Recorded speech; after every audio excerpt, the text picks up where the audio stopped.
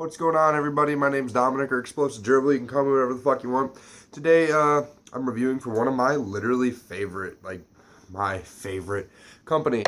And it's Ohm Innovations. We're doing the Big Dripper V2. I fucked with the V1 a little bit. Wasn't a giant fan of it. I mean, would I buy it again? Fuck yeah. Alright. I'm out of breath. Started rambling. Sorry, the mod's plugged in. Shitty battery life. Takes a single 18650. So, I literally get maybe a half hour of steady vaping out of it before it's dead, especially if I'm vaping at like 50 watts. Okay, either way, fuck that. Let's not talk about that. I gotta grab some juice. I'm gonna let you guys see the fireworks first, because it's pretty. Let's throw a tiny bit of juice on these coils, and then we can get into the video.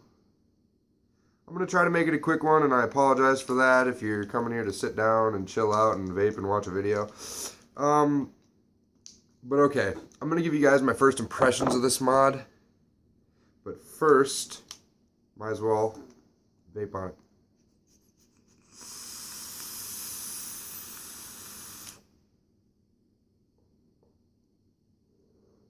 Okay, first impressions of this mod. I love it. I love it. I love everything but the tank. Obviously, that's if you're at this video, you've probably seen one before mine, and it's a shitty tank. You press on the top, and I know I'm supposed to have a drip tip on it, but fuck it. If I don't need one, I don't need one.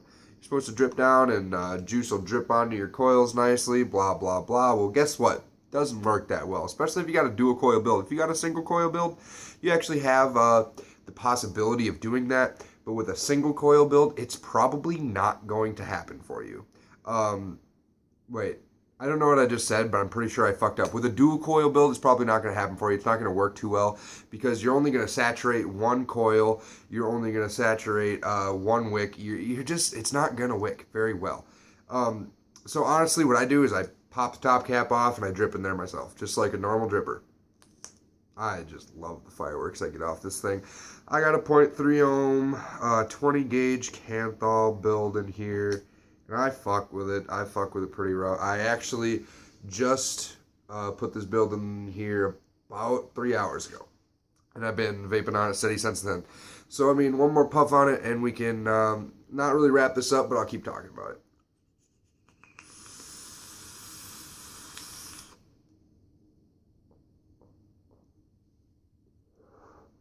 Oh, game's so weak.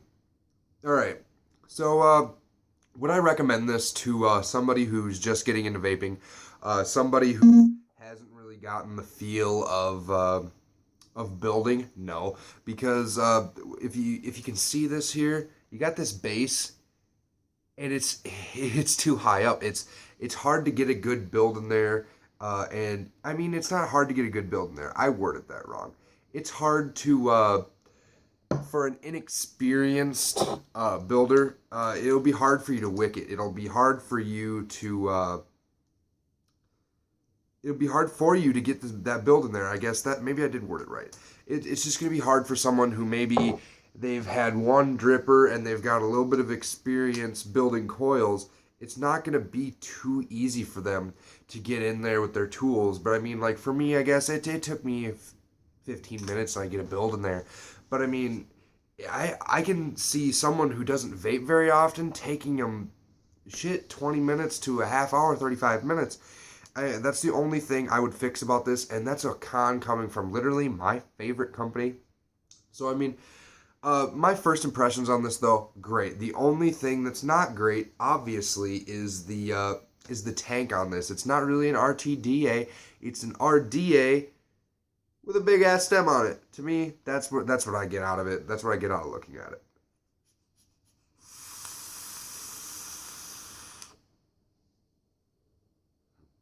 But you do get really good vapor production. You do get really good flavor. I'm vaping on some 100% VG I vape. It's dragon fruit. It's called Dragon Ball, but it's dragon fruit flavored.